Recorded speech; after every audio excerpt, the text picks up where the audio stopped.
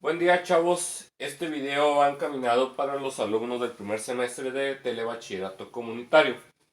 Estamos viendo lo que son las principales escuelas filosóficas, éticas en el pensamiento del ser humano. ¿Qué es esto? Las principales escuelas éticas del pensamiento filosófico son, digamos, las corrientes que se pueden ir siguiendo y que trataban de entender a la ética como una forma de vida y cómo deberíamos de entenderlas como seres humanos, pero sobre todo también cómo deberíamos de vivir una parte de nuestra vida. La primera escuela es la de Sócrates, que es del año 470 a.C. al 399 a.C., su época de vida. Eh, Él vivió 71 años, lo que le permitió compensar o comprender gran parte de la vida y de la naturaleza del ser humano, en el cual él decía que la práctica del bien perfecciona al ser humano, ¿sí? Y estas dos palabras, la palabra práctica y la palabra bien, fueron sumamente importantes para los estudios de Sócrates y también para sus enseñanzas.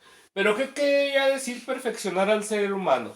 Decía que entre más bien hiciéramos, el ser humano era una mejor persona y que por lo tanto podía irle mejor en la vida. Ahí llega la segunda acepción o aseveración de Sócrates, donde dice que la ética ante todo es práctica. ¿Qué quiere decir? Que si yo hablo del bien, voy a hacer el bien. Que si yo hablo de estar paz con los seres humanos, voy a estar en paz con esos seres humanos y no lo voy a dejar en la práctica. Esto nos habla de una coherencia entre el pensar y el hacer. Y decía que el hacer ese bien nos produce algo que se llama felicidad. ¿Por qué decía él? Decía él esto, que el realizar un bien mmm, te mandaba por dos caminos paralelos, o sea, juntos. El primero, que te hacía sentir felicidad porque estabas haciéndole el bien a una persona y eso te daba una satisfacción personal. Sin embargo, también el hacer el bien te producía una paz interna porque estabas bien con los demás externamente. Esto se traduce muy sencillo, chavos. Alguien que comete un delito no puede ser completamente feliz porque va a tener la culpa. Y más que la culpa, va a temer a las repercusiones que sus actos puedan contraer por sí solos.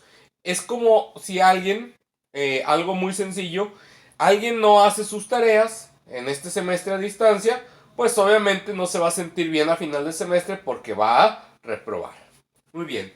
Y decía que ese bien que se hace ante los demás, ante terceras personas, es una obligación moral. ¿Por qué obligación moral?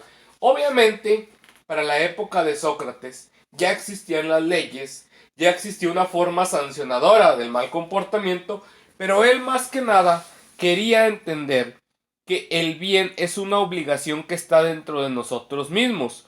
Cuando vimos el tema de la ética y la moral, entendemos que la moral son reglas que nos hemos impuesto. Sin embargo, estas reglas pueden estar escritas pero no ser completamente obligatorias. ¿Por qué? Porque las reglas se van dentro de la moral, las reglas se van estableciendo como una forma o un estilo de vida, no como una obligación.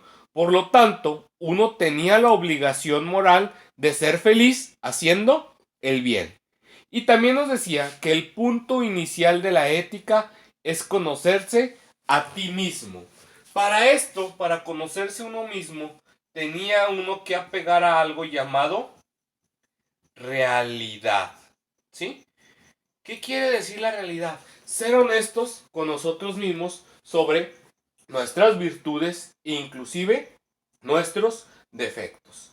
Y que esta realidad nos permitiría empezar a practicar el bien para con los demás y nosotros alcanzar un estado de felicidad. Y todo esto se enseñaba a partir del diálogo.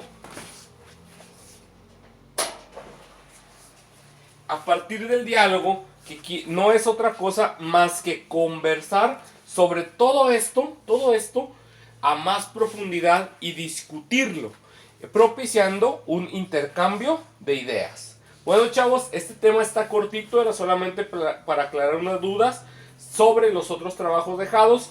Cualquier duda, déjenmelo ahí en la cajita de comentarios y estoy a sus órdenes.